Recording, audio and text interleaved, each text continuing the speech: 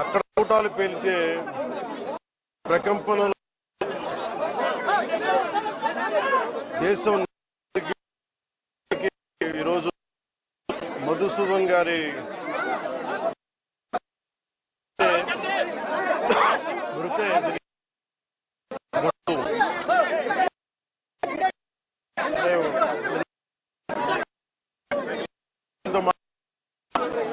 వారి క్షణంలో అడుగుతుంది. నమ్మశక్యం లేని పరిస్థితిలో ఉన్నారు.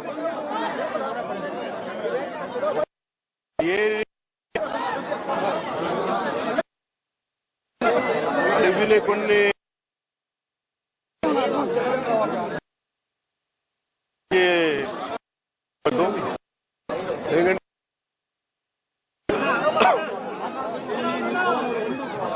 వాళ్ళ ఏ ధర్మాన్ని ఆచరిస్తారని చెప్పి చాలా కోల్డ్ బ్లడెడ్ గా నిర్దాక్షిణ్యంగా చంపేశారు. ఇది అన్ని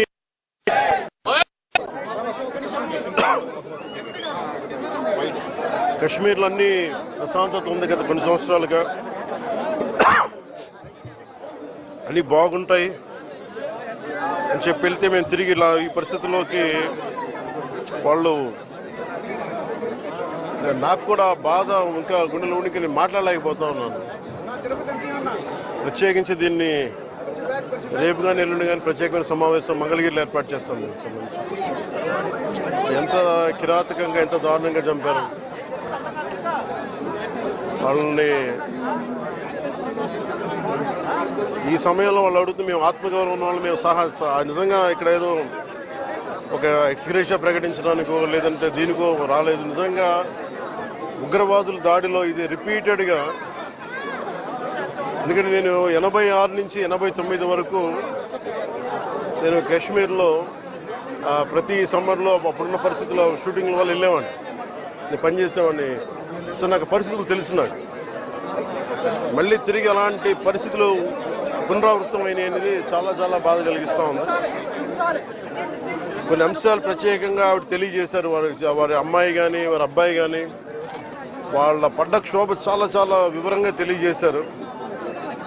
ఎంత సాడిస్టిక్గా, ఎంత మెథాడికల్గా, కోల్డ్ బ్లడెడ్గా చంపేశారు చెప్తుంటే అసలు కడుపులో బాధ ఉండలు చుట్టుకుపోతాం. అందుకని ప్రత్యేకించి ఈ సందర్భంలో కాకుండా సమయం అవుతోంది అన్నారు. అందుకని ప్రత్యేకించి మళ్ళీ నేను మంగళగిరిలో ఒక మీడియా సమావేశం ఏర్పాటు చేస్తున్నాను. రేపు కూడా వైజాగ్ వెళ్తున్నాను. వెళ్ళి వారిని కనుక్కొని ఒకసారి